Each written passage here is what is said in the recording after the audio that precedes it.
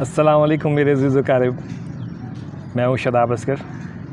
اللہ تعالیٰ سے دعا ہے کہ وہ آپ سب کو اپنے حفظ و امان میں رکھے۔ ایک صاحب اپنی گاڑی پہ اپنے گھر میں داخل ہو رہے تھے، تو گیٹ پہ انہوں نے دیکھا ایک خاتون جو ہے وہ اپنی ساتھ اپنا ایک بچہ لیے ان کا انتظار کر رہی ہیں۔ ان کے ہاتھ میں خط تھا اور انہوں نے اشارہ کر کے ان سے بات کرنے کے لیے اجازت مانگی۔ ان صاحب نے گاڑی جو ہے وہ اپنے گراج میں کھڑی کی اور اپنے گارڈ سے کہا کہ اس خاتون سے یہ خط جو ہے وہ لے کے آؤ۔ انہوں نے جب خط پڑھا تو ساتھ ہی اس خاتون کو اندر بلا لیا اور اندر بلا کے انہوں نے اس کو ڈرائنگ روم میں بٹھایا اور ان سے پوچھا کہ بتائیں آپ کیسے حاضر ہوئی ہیں۔ خاتون نے بتایا کہ میں گاؤں سے آئی ہوں اور مجھے آپ کے والد صاحب یعنی کہ بڑے حاجی صاحب نے بھیجا ہے، اور انہوں نے یہ ساتھ میں خط مجھے دیا تھا کہ میں آپ کے جو ہے نا ان کے بیٹے سے جا کے مل لوں۔ میرا بیٹا جو ہے وہ کافی بیمار ہے اور آپ سے گزارش یہ کرنی تھی کہ آپ میرے بیٹے کو کسی سرکاری ہسپتال میں داخل کروا دیں تاکہ اس کا علاج وہاں پہ ہو سکے، کیونکہ حاجی صاحب نے کہا تھا کہ میرا بیٹا جو ہے وہ اس کا خیال رکھے گا۔ تو آپ برائے مہربانی میں آپ کے سامنے ہاتھ جوڑتی ہوں، میرے بیٹے کو کسی بھی سرکاری ہسپتال میں داخل کروا دیں تاکہ میں اس کا علاج وہاں پہ کروا سکوں۔ اس شخص نے اس عورت کو جو ہے وہ پانی پلایا اور ساتھ میں کھانا کھلایا اور ان سے کہا کہ آپ جو ہے نا وہ گیسٹ روم میں جو ہے نا وہ آج کی رات آرام کریں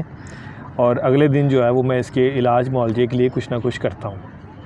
اگلی صبح انہوں نے ایک اپنے پرائیویٹ ڈاکٹر کو بلایا اور اس لڑکے کا علاج شروع کروا دیا، اس چیز کو بالائے طاق رکھتے ہوئے کہ وہ خاتون بار بار ان سے اصرار کرتی رہیں کہ آپ میرے بیٹے کو کسی گورنمنٹ ہسپتال میں داخل کروا دیں۔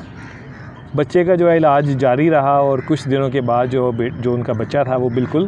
صحت یاب ہو گیا اللہ تعالیٰ کے کرم سے۔ وہ خاتون جو تھیں وہ ان کو جھولیاں اٹھا اٹھا کے دعائیں دیتی رہیں، اور اس شخص نے جو ہے وہ انہیں کچھ پیسے دیے اور پیسے دے کے انہوں نے کہا کہ آپ جو ہے نا یہ اپنے بیٹے کو یہاں سے لے جائیں اور یہ خط جو ہے یہ جا کے آپ والد صاحب کو دے دیجیے گا۔ وہ خاتون جو ہیں وہ جب وہاں پہ گئیں گاؤں میں، اور گاؤں میں جا کے جب انہوں نے وہ خط جو ہے وہ بڑے حاجی صاحب کو دیا تو حاجی صاحب جو ہے وہ خط پڑھ کے جو ہے نا وہ ایک دم سے جو ہے حیران ہو گئے، اور اس کے بعد وہ فوری طور پہ شہر کی طرف روانہ ہو گئے۔ خط میں ایسا کیا لکھا تھا وہ میں آپ کو بتاتا ہوں آگے۔ اس شخص سے ملے وہاں پہ آ کے، تو انہوں نے کہا کہ میں ہی وہ حاجی صاحب ہوں جنہوں نے اس خاتون کو آپ کے پاس اس کے بیٹے کے علاج کے لیے بھیجا تھا، اور مجھے آپ کا وہ خط بھی ملا جس کی وجہ سے میں حاضر ہوا۔ آپ نے خط میں لکھا تھا کہ آپ کا بیٹا جو ہے وہ یہاں سے شفٹ ہو چکا ہے، لیکن آپ مجھے بھی اپنا بیٹا ہی سمجھیں اور اس خاتون کو جو ہے وہ کسی بھی بات کا ذکر نہ کیجیے گا۔